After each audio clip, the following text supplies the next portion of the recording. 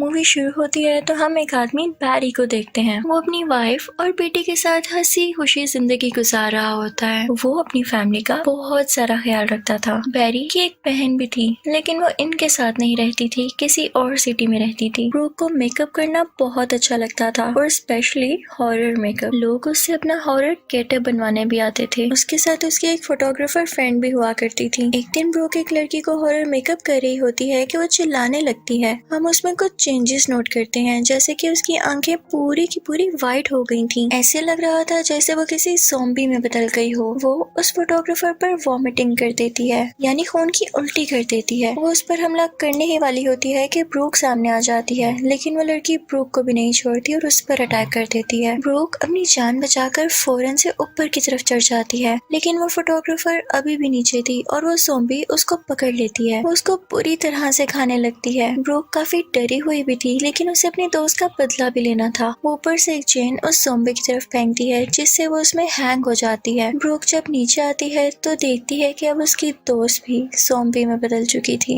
उसे मजबूरन अपनी दोस्त को भी मारना पड़ता है। ब्रूक को कुछ समझ नहीं आ रहा होता तो वो फौरन से अपने भाई बैरी को कॉल करती है। बैरी उससे कहता है कि तुम फिक्र नहीं करो, मैं अभी आ रहा हूँ। तभी बैरी के रूम में उसकी बेटी आ जाती है। वो कहती है कि डैड, हमारे किचन में कोई आ गया है। बैरी फौरन से किचन में चेक करने के लिए जाता है तो वहाँ पर कोई आदमी होता है, लेकिन ये क्या, वो आदमी भी इन्फेक्टेड था। बैरी उससे कहता है कि निकल जाओ मेरे घर से, लेकिन वो ऐसे निकलने वाला था, उल्टा बैरी पर ही अटैक कर देता है। तभी बैरी की वाइफ आती है और एक कुल्हाड़ी लेकर उस ज़ॉम्बी को जोर जोर से मारने लगती है और फिर बैरी उसी कुल्हाड़ी से उस ज़ॉम्बी का सर काट देता है। उसके बाद बैरी अपनी फैमिली से कहता है कि अपना ध्यान रखना, क्योंकि लोग इन्फेक्ट हो रहे हैं और ज़ॉम्बीज में बदल रहे हैं। वो अपनी बीवी और बेटी के साथ अपनी कार की तरफ जाता है ताकि अपनी बहन से मिलने जा सके। बाहर भी बहुत सारे ज़ॉम्बीज होते हैं, लेकिन किसी न किसी तरह वो खुद को बचा लेता है। दूसरी तरफ हमें ब्रूक दिखाई जाती है। वो काफी सहमी हुई थी और उसने खुद को कहीं पर छुपाया हुआ था। तभी आर्मी के दो लोग आते हैं और उस ज़ॉम्बी को मारकर ब्रूक को बाहर निकाल लेते हैं। वो ब्रूक का ब्लड सैंपल लेते हैं ये देखने के लिए कि कहीं ये इन्फेक्टेड तो नहीं है, लेकिन लकीली उस पर ज़ॉम्बीज का कोई असर नहीं हुआ होता। ब्रूक उन आर्मी वालों पर ट्रस्ट कर रही थी, लेकिन वो उसे बेहोश करके अपने साथ ले जाते हैं। सीन चेंज होता है और हम ये देखते हैं कि बैरी को सफर करते करते रात गुजर गई थी। अब सुबह हो गई थी, लेकिन वो अभी भी अपनी गाड़ी चला रहा था।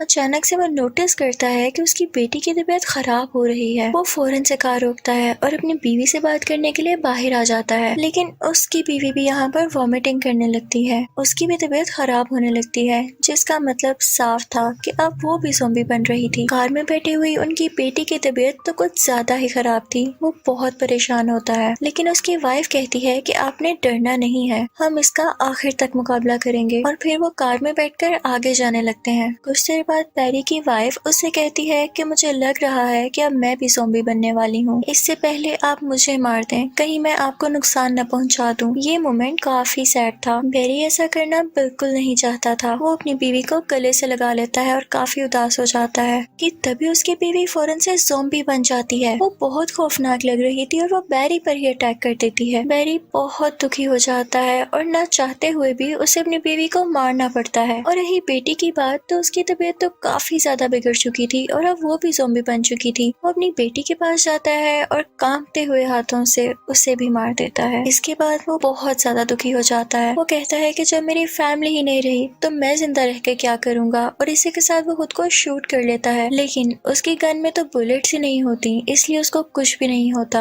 अब दूसरी तरफ ब्रूक को हम दोबारा देखते हैं। आर्मी के लोग उसे पकड़कर ले जाने के बाद एक कमरे में बंद कर देते हैं। वहाँ पर और भी बहुत ज्यादा इन्फेक्टेड लोग थे। हालांकि वो बिल्कुल नॉर्मल थी, लेकिन वहाँ पर कुछ एक्सपेरिमेंट्स किए जा रहे थे और वो एक पागल डॉक्टर कर रहा था। वो उस रूम में आता है और एक ज़ॉम्बी का ब्लड निकालता है और फिर उस ब्लड को ब्रूक के अंदर इंजेक्ट करने लगता है। इसकी वजह से ब्रूक की हालत खराब होने लगती है और वो बेहोश हो जाती है। दूसरी तरफ बैरी जब काफी उदास बैठा होता है तो एक आदमी उसके पास आता है और उसे ज़ॉम्बी समझकर उस पर गन पॉइंट कर लेता है। लेकिन जब उसे पता चलता है कि ये इन्फेक्टेड नहीं है तो वो उसके के पास आता है। वो उससे बात करने की कोशिश करता है लेकिन बैरी उसकी गन छीन लेता है। बैरी खुद को यहाँ पर मारना चाहता था लेकिन वो आदमी उसे मना करता है और कहता है कि कुछ नहीं बिगड़ा, सब कुछ ठीक हो जाएगा। तभी वहाँ पर कुछ ज़ॉम्बीज आ जाते हैं लेकिन बैरी उन्हें फौरन शूट कर देता है। अब बैरी फिर से खुद को मारने की दोबारा बातें करने लगता है तो वो आदमी उसे कहता है कि तुम ऐसे नहीं मानोगे। वो उसे हल्का सा मारता है जिससे वो बेहोश हो जाता है। फिर वो आदमी उसे उठाकर अपने साथ ले आता है। जब बैरी की आंख खुलती है तो वो देखता है कि वो उसी आदमी के ट्रक में है। वो उसे ट्रक रोकने का कहता है और कहता है कि तुम होते कौन हो मुझे अपने साथ लेकर आने वाले। उसे मारने ही वाला होता है कि वो आदमी उसे प्यार से समझाता है। तो यहाँ बैरी की समझ में आ जाता है कि खुद की जान लेने से या किसी को मारने से कुछ हासिल नहीं होगा। बैरी उस आदमी को अपनी बहन के बारे में बताता है। अब उन दोनों में काफी अच्छी अंडरस्टैंडिंग हो जाती है और वो मिलकर उसकी बहन को ढूंढने के लिए निकल पड़ते हैं। रास्ते में उनकी गाड़ी खराब होने लगती है और ज़ॉम्बीज भी बारी बारी उनकी तरफ आ रहे थे लेकिन बैरी बहुत ब्रेव था। वो गाड़ी से निकलकर एक एक करके हर ज़ॉम्बी को मारता जा रहा था। वो गाड़ी को ठीक करने की कोशिश कर रहे होते हैं लेकिन वो ठीक ही नहीं हो रही होती। तभी उन्हें जंगल में से ऐसी आवाज आती है जैसे किसी ने शूट किया हो। वो दोनों उसी जंगल की तरफ जाते हैं लेकिन सैडली यहाँ पर बैरी के उसी साथी आदमी को कोई शूट कर देता है। वो बेचारा वहीं पर मर जाता है। जिसने उसे शूट किया होता है वो कोई जंगली लग रहा था। वो भाग कर वहाँ पर आता है तो बैरी उससे कहता है कि तुम्हारा दिमाग तो ठीक है, तुमने इसको क्यों शूट किया। तो वो कहता है कि मुझे लगा कि ये ज़ॉम्बी था। वो बैरी से काफी माफी मांगता है। फिर उसके बाद वो दोनों मिलकर ज़ॉम्बीज को शूट करने लगते हैं। अब सीन चेंज होता है ब्रूक की तरफ। अब उसे होश आ चुका था लेकिन जैसे ही वो आंखें खोलती है तो डर जाती है क्योंकि एक ज़ॉम्बी बहुत खौफनाक तरीके से उसकी तरफ देख रहा होता है। तभी वो पागल डॉक्टर ब्रूक के पास आता है और उससे फजूल बातें करने लगता है। इसी दौरान एक आदमी के गले में कोई लाइट चमकने लगती है तो वो डॉक्टर उसके पास जाता है और उसे मार देता है। वो पागल डॉक्टर फिर से उस ज़ॉम्बी के पास जाता है और उसका ब्लड लेकर दोबारा से ब्रूक में इंजेक्ट कर देता है। वो कहता है कि बस 5 बार और ये करना है और उसके बाद तुम मुकम्मल ज़ॉम्बी बन जाओगी और मैं अपने एक्सपेरिमेंट में कामयाब हो जाऊंगा। इसके बाद बैरी और वो जंगल वाला आदमी किसी गाड़ी की तलाश के लिए आगे निकल पड़ते हैं। उन्हें एक ट्रक मिल भी जाता है लेकिन उसके पास बहुत सारे ज़ॉम्बीज खड़े हुए थे। वो ज़ॉम्बीज इनफैक्ट एक गैराज के बाहर खड़े हुए थे और उस गैराज के ऊपर एक आदमी भी होता है। वो आदमी बैरी को आवाज लगाता है कि ज़ॉम्बीज को अपनी तरफ तवज्जो दो, उन्हें अपने पास बुलाओ और भाग कर गैराज में आ जाओ। वो लोग ऐसा ही करते हैं और फौरन से गैराज में आ जाते हैं। अंदर 2 आदमी होते हैं। बैरी उनसे कहता है कि मुझे आपका ट्रक चाहिए, हो सकता है इसकी वजह से मैं अपनी बहन से मिल सकूं। लेकिन वो आदमी कहता है कि इस इन्फेक्शन की वजह से कोई भी फ्यूल काम ही नहीं कर रहा। उन दोनों आदमियों ने वहाँ पर एक ज़ॉम्बी को बंद किया हुआ था। वो बैरी को भी वो ज़ॉम्बी दिखाता है और फिर उसके बाद वो सब लोग स्मोकिंग करने लगते हैं।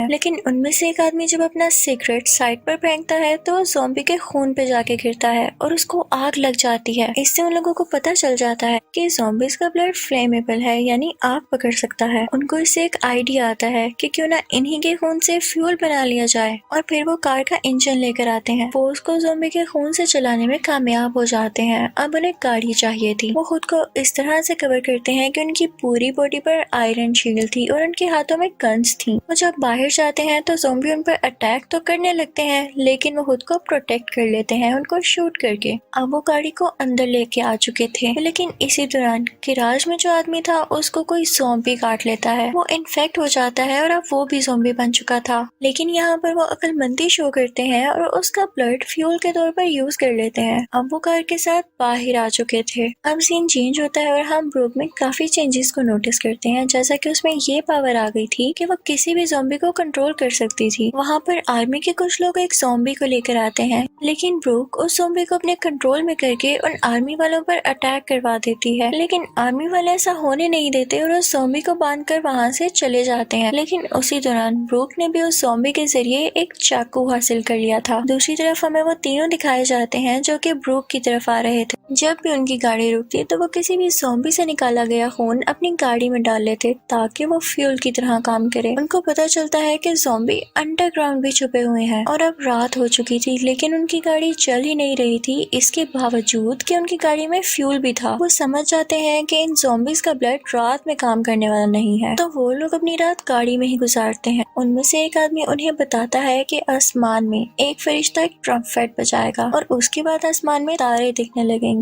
जिनको फायर एंड वुड का नाम दिया गया है। इन तारों के नजर आने के बाद पूरी की पूरी दुनिया तबाह हो जाएगी। वो उन्हें कहता है कि मैं मैं 100% श्योर हूँ कि कहीं वायरम वुड तो नहीं है। तो वो जंगल वाला आदमी उन्हें बताता है कि मैं एक दिन अपने भाई के साथ शिकार पर गया था और मुझे उस दिन जंगल में काफी ज्यादा टूटते हुए तारे दिखाई दिए थे, लेकिन उसके बाद मेरे भाई ज़ॉम्बीज बन गए तो मुझे उन्हें शूट करना पड़ा। ये बात सुनकर बैरी को अपनी बेटी और बीवी याद आ जाती है और वो गुस्से में वहाँ पर एक ज़ॉम्बी को शूट कर देता है। इससे उस ज़ॉम्बी का हाथ जलने लगता है और वो फिर उनकी गाड़ी पर भी अपना हाथ लगा देता है, जिससे उनकी गाड़ी भी जलने लगती है। तभी एक ज़ॉम्बी उनकी गाड़ी के ऊपर आकर उस गिराज वाले आदमी का हाथ खा लेता है। वो आदमी उनसे कहता है कि अब मैं भी इन्फेक्टेड हो चुका हूँ और जल्द ज़ॉम्बी बन जाऊंगा, तो तुम लोग मुझे शूट कर दो। बैरी जानता था कि इसके जिंदा रहने का अब कोई चांस तो है नहीं, यानी अब ये नॉर्मल इंसान नहीं रह सकता, तो मैं इसको शूट कर देता हूँ। और इसी के साथ वो उसे शूट कर देता है। अब बैरी और वो जंगल वाला आदमी गाड़ी लेके आगे बढ़ते हैं कि उनके सामने आर्मी का एक ट्रक आ जाता है। वो आदमी बैरी को बताते हैं कि तुम जिस तरफ जा रहे हो वहाँ जाने का कोई फायदा नहीं है, क्योंकि वो जगह बिल्कुल तबाह हो चुकी है। तो वो कहते हैं कि वहाँ सिर्फ इन्फेक्शन है, जो नॉर्मल लोग थे उन्हें बचा लिया गया है और वो उन्हीं के साथ होगी, अगर होगी भी तो तुम्हें चलना है तो तुम हमारे साथ आ सकते हो। बैरी उनकी बातों में आ जाता है और उनके साथ चलने लगता है।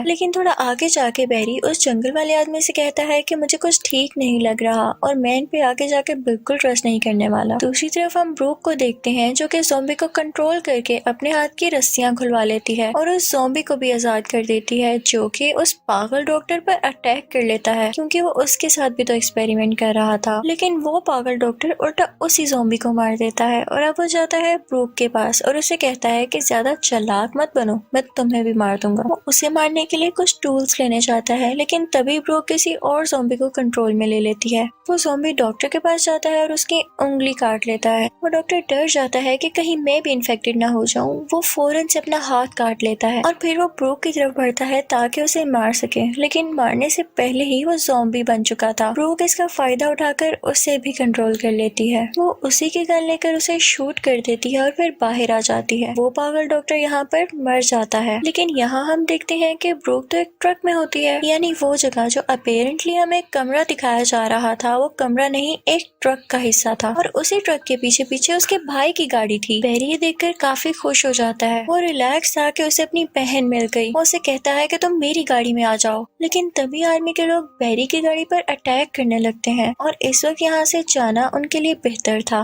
लकीली ब्रूक भी किसी तरह उनकी गाड़ी पर आ जाती है और वो अपनी गाड़ी को दूर भगा लेते हैं। लेकिन तभी कार का फ्यूल खत्म होने लगता है, तो ब्रूक अपनी पावर से एक ज़ॉम्बी को बुलाती है। तभी आर्मी के लोग भी वहाँ पर आ जाते हैं और उस जंगल वाले आदमी को बहुत मारते हैं। अब वो लोग फौरन से अपनी कार ड्राइव करके आगे निकल आते हैं। थोड़ा आगे पहुँच के ब्रूक अपने भाई से कहती है कि भाई मुझे अच्छा फील नहीं हो रहा। वो जंगल में चले जाते हैं और जंगल में जाकर ब्रूक उल्टी कर देती है। वो कहती है कि मुझे लग रहा है जैसे मैं भी ज़ॉम्बी बन रही हूँ, भाई आप मुझे मार दें। तो बैरी कहता है कि नहीं ब्रूक, नहीं, मैं तुम्हें नहीं खो सकता। मैं पहले अपनी बेटी और बीवी को मार चुका हूँ। वो दोनों काफी दुखी हो जाते हैं और तभी वहाँ पर आर्मी के लोग आ जाते हैं। वो उन दोनों को पकड़ लेते हैं। आर्मी के लोग अब इनको मारने वाले थे और सबसे पहले ब्रूक को लाते हैं मारने के लिए, लेकिन बैरी उस जंगल वाले आदमी से माचिस मांगता है। उसका प्लान ये था कि वो गाड़ी को आग लगाकर सब ज़ॉम्बीज़ का ध्यान अपनी तरफ कर ले, लेकिन माचिस गाड़ी के ज्यादा नीचे गिर जाती है और बैरी का हाथ वहाँ तक नहीं जा पाता। अब ज़ॉम्बीज़ बैरी की तरफ बढ़ रहे थे, लेकिन वो जंगल वाला आदमी बैरी की जान बचाने के लिए खुद को ज़ॉम्बी से कटवा लेता है।